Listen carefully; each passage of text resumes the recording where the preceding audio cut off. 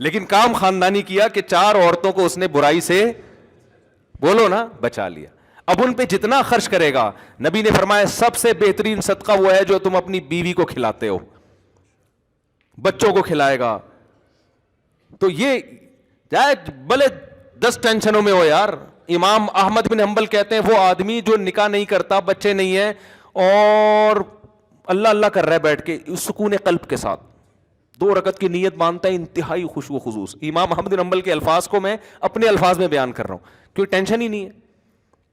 تو سکون سے 2 رکعت پڑھ کے رو رو کے دعائیں مانگ رہا ہے. ایک یہ ہے کوئی بیوی نہیں کوئی بچے نہیں. دوسرا وہ ہے جس کے بیوی بچے ہیں.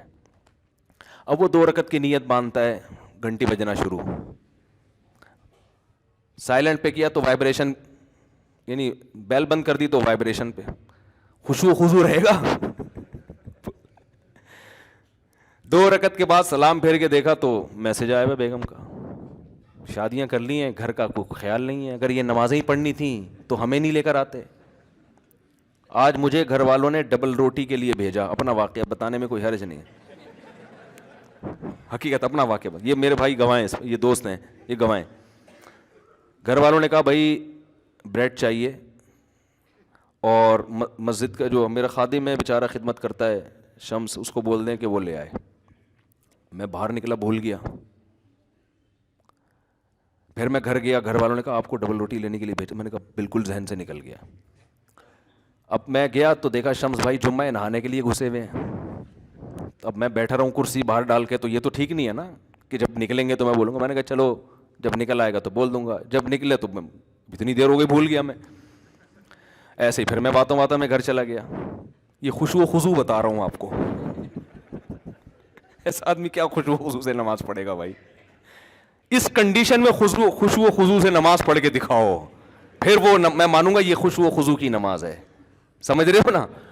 دوبارہ جب میں گھر گیا, تیسری دفعہ ہو گیا اب یہ نا, گھر والوں نے کہا میں نے ناشتہ کرنا ہی نہیں ہے, چاہو ایسی کی تیسی.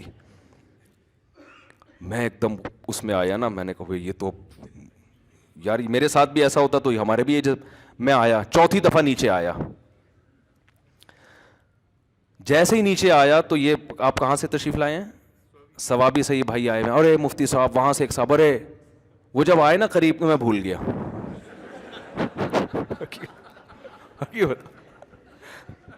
حقیقت بتا رہا ہوں. میں آیا اپنے دفتر میں بیٹھا, لیپ ٹاپ پہ کچھ کام تھا. اب میں سوچ بھی رہا ہوں یار ہوا کیا ہے میرے ساتھ, یہاں تک کہ 1 بجا ہے, اور جب میں نے فون دیکھا تو گھر والوں کا فون آ رہا تھا. بس جو میری کنڈیشن ہے وہ ان کو پتہ ہے. میں نے کہا میں تو فون اٹھانے کا میرے اندر حوصلہ نہیں. میں نے کہا آپ ڈبل روٹی لے جاؤ, گھر کے دروازے پر رکھ کر دھاڑ دھاڑ دھاڑ دروازہ بجا دو. اور میں نے یہ سوچا کہ اب ٹوپی کے علاوہ میرے پاس کوئی کام ہے نہیں, اب ٹوپی کیا کرائیں گے, یہ مجبوری ہے بھائی. اب میں صاف صاف تھوڑی بھیج سکتا ہوں بھول گیا. بھائی ایسے کیسے بھول گیا یار؟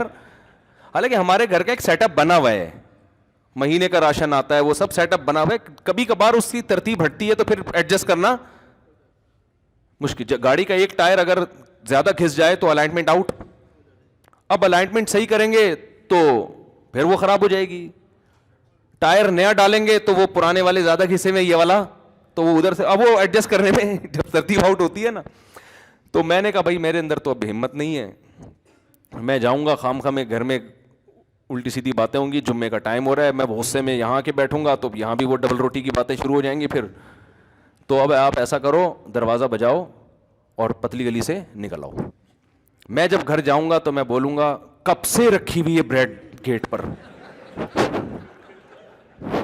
یہی میرا, اس میں جھوٹ نہیں ہے.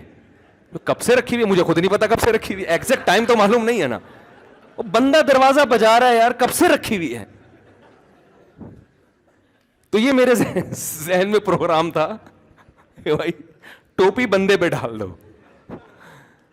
تو آخر یعنی اگر اس میں ناکام ہو گیا تو کہیں گے اس نے, یہی چلتا ہے گھر اسی طرح چلتا ہے. ایسا نہیں ہوتا کہ میں بھول گیا تو میں پھر بھول گیا, تو میں پھر بھول گیا, تو پھر بھول گیا. تو خیر جلدی سے بات ختم کرتا ہوں. تو بس 2 رکعت امام احمد بن حنبل فرماتے ہیں کہ جس کے بال بچے ہوں وہ ان کی فکر میں ہو, ان کو کھلانے پلانے کی فکر میں ہو, ان کے ذمہ داری پوری کرنے کی فکر میں ہو, تو وہ اس کی 2 رکعت اللہ اس پہ ثواب اس کو زیادہ دے. تو کیونکہ وہ نیچر پہ چل رہا ہے نا, پادری پن تھوڑی ہے کہ جنگلوں میں نکل جاؤ بس اللہ اللہ کرو بیٹھ کے. تو اصل جو قرآن کے احکام ہے نا, جس میں وراثت کا حکم ہے, سود سے بچنے کا حکم ہے, بہنوں کو وراثت دینا, کسی کا مال ناحق نہ کھانا, جو کام آپ کے ذمے لگا ہے وہ دیانت داری سے ادا کریں. تو یہ کام مسلمان پہلے چونکہ کر رہا تھا تو ترقی کر رہا تھا, اب یہ کام مسلمان نے چھوڑ دیے ہیں.